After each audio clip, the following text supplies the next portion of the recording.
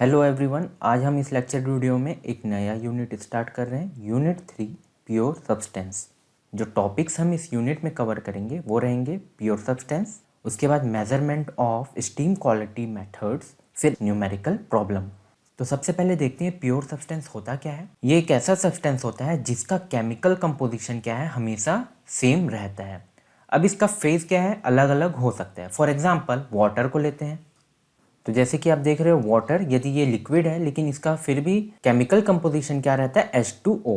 Ice देखते हैं, ये क्या है, सॉलिड है और इसका केमिकल कंपोजिशन क्या है, H2O। स्टीम वेपर है, इसका केमिकल कंपोजिशन क्या है, H2O। तो आप देख रहे हो अलग अलग फेज में भी क्या है, इसका जो केमिकल कंपोजिशन है वो एक ही समान रहता है। वैसे ही आपका N2, हीलियम, CO2, ये सारे क्या है, एग्जाम्पल हैं आपके प्योर सब्सटेंस के। इसके बाद है ड्राइनेस फ्रैक्शन। अब ये ड्राइनेस फ्रैक्शन क्या होता है, फॉर एग्जांपल ये लिक्विड प्लस वेपर का एक मिक्सचर है, ठीक है। यहाँ लिक्विड और वेपर का एक मिक्सचर है। जैसे कि लिक्विड का मास है mf और वेपर का मास है mg, तो आप क्या बोलोगे, जो mg और टोटल इनका रेशियो क्या कहलाएगा, ड्राइनेस फ्रैक्शन। तो ये mass of vapour divided by total mass, total mass में आपका वेपर प्लस लिक्विड। अब हम इसको ग्राफ से समझते हैं। ध्यान देना, जब भी प्योर सब्सटेंस की बात होगी तो यहाँ पर एक ग्राफ कुछ इस तरीके का बनता है। ये आपका, जैसे कि एग्जांपल TH डायग्राम लेते हैं, तो ये है आपका डोम है। अब एक हम कांस्टेंट प्रेशर लाइन बना रहे हैं, तो ये कांस्टेंट प्रेशर लाइन है। दूसरा कांस्टेंट प्रेशर लाइन कैसा रहेगा, ये ऐसा। मान के चलो यहाँ पर प्रेशर है आपका 5 बार, तो यहाँ पर प्रेशर है मान के चलिए 10 बार। तो ऊपर की ओर क्या हो रहा है, आपका प्रेशर इंक्रीज हो रहा है। अब ये वाला जो पॉइंट है सबसे ऊपर, इसको बोलते हैं क्रिटिकल पॉइंट। अब यहाँ से यहाँ वाली लाइन, ये वाली, तो यहाँ से ये वाली लाइन ये कहलाती है आपकी सैचुरेटेड लिक्विड लाइन, और यहाँ से ये वाली लाइन, ठीक है, ये वाली लाइन आपकी कहलाती है सैचुरेटेड वेपर लाइन। अब ध्यान दीजिए, इधर का पोर्शन जो है वो कहलाता है आपका सब कूल्ड लिक्विड, और ये वाला जो पोर्शन है आपका, ये वाला यहाँ पर होता है आपका लिक्विड प्लस वेपर। और जैसे ही इस तरफ जाएंगे आप, ये वाला पोर्शन, तो ये है आपका सुपर हीटेड रीजन। तो इस तरफ ध्यान दीजिए, आपका सब कूल्ड लिक्विड रहेगा, यहाँ पर लिक्विड प्लस वेपर, और इधर जैसे ही रीजन में जाएंगे तो यहाँ पर आपका सुपर हीटेड वेपर रहेगा, ठीक है। अब यहाँ पर ध्यान दीजिए, यहाँ पर x की वैल्यू 0 होती है और यहाँ पर x की वैल्यू 1। तो जैसे कि मान के चलिए यहाँ पर x की वैल्यू क्या होगी आपकी 0.25 समझिए, और इधर यहाँ पर x की वैल्यू क्या होगी 0.45, और इधर क्या होगी x की वैल्यू मान के चलिए यहाँ पर 0.9।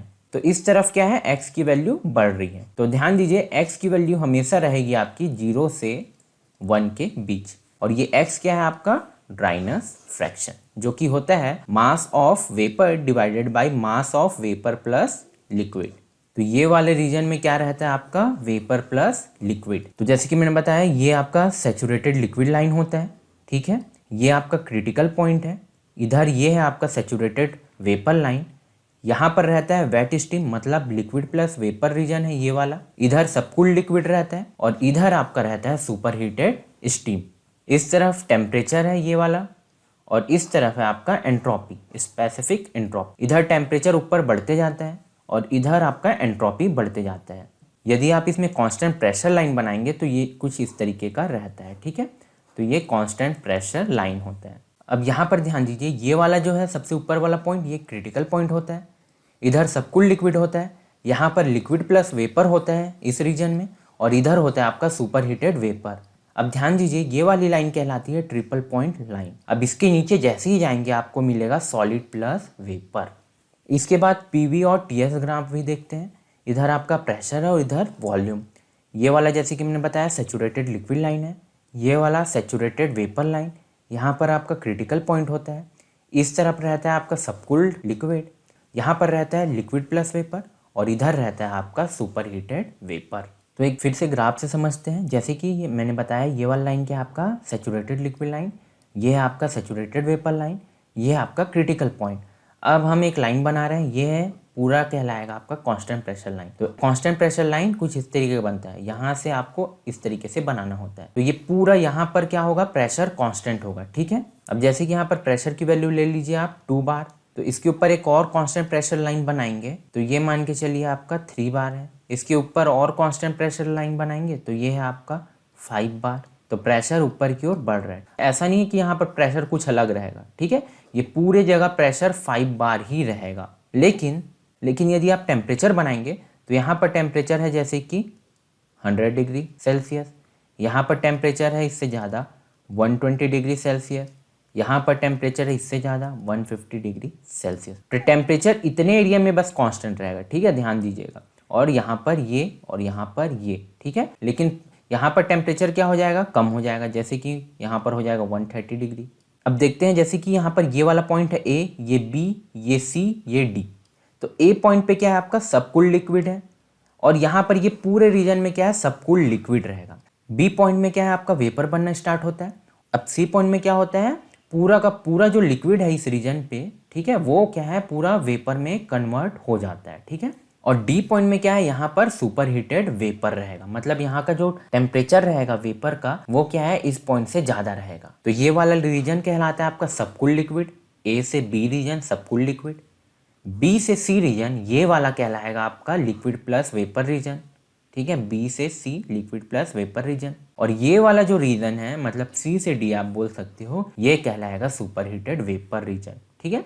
तो सी से डी है आपका सुपर हीटेड वेपर रीजन। अब पॉइंट की बात करते हैं, तो बी पॉइंट है आपका ये वाला लाई कर रहा है सैचुरेटेड लिक्विड लाइन में, सी पॉइंट किस पे लाई कर रहा है सैचुरेटेड वेपर लाइन पे, और जो डी पॉइंट है ये किस पे है, कौन से रीजन पे है, ये है आपका सुपर हीटेड वेपर। वैसे ही ए क्या है किस रीजन पे है, सबकूल्ड लिक्विड रीजन पे। अब ध्यान दीजिए, ए से बी यदि आप हीट दोगे तो ये क्या कहलाएगा सेंसिबल हीट। सेंसिबल हीट में ध्यान देना है कि टेम्परेचर क्या होता है चेंज होते जाते हैं, लेकिन बी से सी पे जो हीट आप दोगे वो कहलाएगा आपका लेटेंट हीट। तो यहाँ पर करेक्शन है, ये सेंसिबल हीट नहीं है, यहाँ पर आएगा आपका लेटेंट हीट। तो यहाँ पर जो हीट आप सप्लाई कर रहे हो ये है लेटेंट हीट। अब लेटेंट हीट में क्या होता है, टेम्परेचर आपका सेम रहता है, ठीक है। तो लेटेंट हीट में क्या होता है, जो टेम्परेचर है वो कांस्टेंट रहता है, ठीक है, लेकिन जो फेस है वो क्या होता है चेंज हो जाता है। तो ये वाला रीजन में यदि आप हीट दोगे तो वो सेंसिबल हीट कहलाएगा। सेंसिबल हीट में क्या है टेम्परेचर बढ़ता है लेकिन फेस चेंज नहीं होता। अब बी से सी कौन सा रीजन है आपका, ये है लिक्विड प्लस वेपर रीजन। यहाँ पर जो हीट दोगे वो कहलाएगा आपका लेटेंट हीट। यहाँ पर टेम्परेचर कांस्टेंट रहता है लेकिन फेस चेंज होता है। अब सी से डी में यहाँ पर जो हीट सप्लाई करोगे वो फिर से क्या कहलाएगा आपका सेंसिबल हीट। क्यों, क्योंकि यहाँ पर आपका टेम्परेचर चेंज हो रहा है। अब फिर से ध्यान देना, यहाँ पर x की वैल्यू 0 है, ठीक है, यहाँ पर x की वैल्यू 1 है, और यहाँ पर क्या होगा, जैसे कि मान के चलिए यहाँ पर x की वैल्यू है आप ले लीजिए 0.3, ठीक है। उसके बाद इधर क्या होता है x की वैल्यू बढ़ते जाती है, जैसे कि x 0.4, ठीक है। इधर क्या होगा x की वैल्यू 0.7, और इस तरफ x की वैल्यू क्या हो जाएगी इससे ज़्यादा 0.9। तो यहाँ पर x 0 से 1 के बीच क्या है वेरी करता है। इसके बाद है measurement of steam quality methods. जो मेथड्स होते हैं जिसके जरिए हम स्टीम क्वालिटी को मेजर करते हैं वो ये सारे हैं, ठीक है। तो स्टीम क्वालिटी का मतलब क्या है, ये x है, और x कितना वेरी करता है 0 से 1 के बीच। तो आपको यदि स्टीम क्वालिटी मेजर करना है तो ये सारे मेथड आपको यूज करना है। पहला है थ्रॉटलिंग कैलोरीमीटर, दूसरा है सेपरेटिंग कैलोरीमीटर, तीसरा है सेपरेटिंग एंड थ्रॉटलिंग कैलोरीमीटर, उसके बाद है आपका इलेक्ट्रिक कैलोरीमीटर। अब कैलोरीमीटर क्या होता है, ये एक ऐसा डिवाइस होता है जो केमिकल रिएक्शन के हीट को क्या है मेजर करता है। अब यहाँ पर एक और टर्म ध्यान देना है, थ्रॉटलिंग प्रोसेस। अब थ्रॉटलिंग प्रोसेस का क्या है मतलब होता है, जैसे कि आप एक डक्ट ले लीजिए, तो यहाँ पर ये सेक्शन है आपका 1 और ये वाला जो सेक्शन है 2। तो यहाँ पर मान के चलिए P1 है, यहाँ पर आपका P2 है। तो यदि आपका स्टीम इस तरीके से फ्लो कर रहा है फ्लूइड, तो यहाँ पर का प्रेशर P1 है और यहाँ पर का प्रेशर P2 है। तो आप देख रहे हो कि ये वाले रीजन में क्या है, अचानक से प्रेशर सडन ड्रॉप कर लेगा। मतलब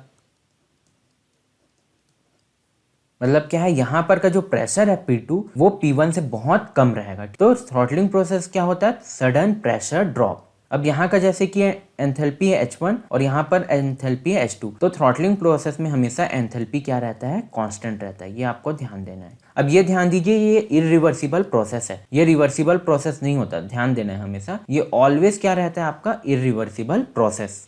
अब यदि आपको ये बोला जाए कि ये इसमें थ्रॉटलिंग प्रोसेस होगा क्या, नहीं। क्यों? क्योंकि इसमें ग्रेजुअली क्या है, प्रेशर ड्रॉप हो रहा है। ठीक है, यहाँ पर जैसे P1 है आपका 10 बार, तो यहाँ पर हो जाएगा मान के चलिए, यहाँ पर आपका हो जाएगा 6 बार, फिर 4 बार। ठीक है, तो यहाँ पर धीरे धीरे प्रेशर क्या हो रहा है, ड्रॉप कर रहा है। लेकिन इस डक्ट में देखेंगे तो यहाँ पर जैसे प्रेशर रहेगा आपका 10 बार, तो यहाँ पर अचानक से क्या हो जाएगा, आपका प्रेशर हो जाएगा यहाँ पर जैसे कि 1 बार, और यहाँ पर कितना है प्रेशर आपका 10 बार। तो अचानक से क्या हो रहा है, प्रेशर ड्रॉप हो रहा है। तो सडन जब भी प्रेशर ड्रॉप होगा तो आप बोल सकते हो वो थ्रॉटलिंग प्रोसेस होगा। अब ये स्टीम टेबल है, आपको एग्जाम के लिए खुद का स्टीम टेबल लाना होगा। तो स्टीम टेबल कुछ इस तरीके का दिखता है, ये काफ़ी पतली बुक होती है। ठीक है, अब स्टीम टेबल में आपको ध्यान देना है, प्रेशर और टेम्परेचर का यूज़ करते हुए आप specific volume, internal energy, specific enthalpy, specific entropy, ये सारे क्या है प्रॉपर्टीज आप निकाल सकते हो। जैसे कि ये वाला प्रेशर वाला है, ठीक है, कॉलम, ये टेम्परेचर वाला कॉलम है। अब जैसे कि बोला जाएगा आपको 5 बार पे आपको निकालना है यहाँ पर का एंथैल्पी और यहाँ पर का एंथैल्पी, मतलब ये आपका लिक्विड का एंथैल्पी कितना होगा और ये आपका गैस का एंथैल्पी मतलब वेपर का एंथैल्पी कितना होगा। तो आप कैसे देखेंगे, यहाँ पर ये प्रेशर वाला है कॉलम, तो आप 5 बार पे जाइए, ये आपका 5 बार हुआ। अब इसी लाइन पे हॉरिजॉन्टली आपको जाना है, यहाँ पर ये एंथैल्पी वाला है, तो यहाँ से आपको HF मिल जाएगा। ठीक है, यहाँ पर की एंथैल्पी, और यहाँ पर Hg है।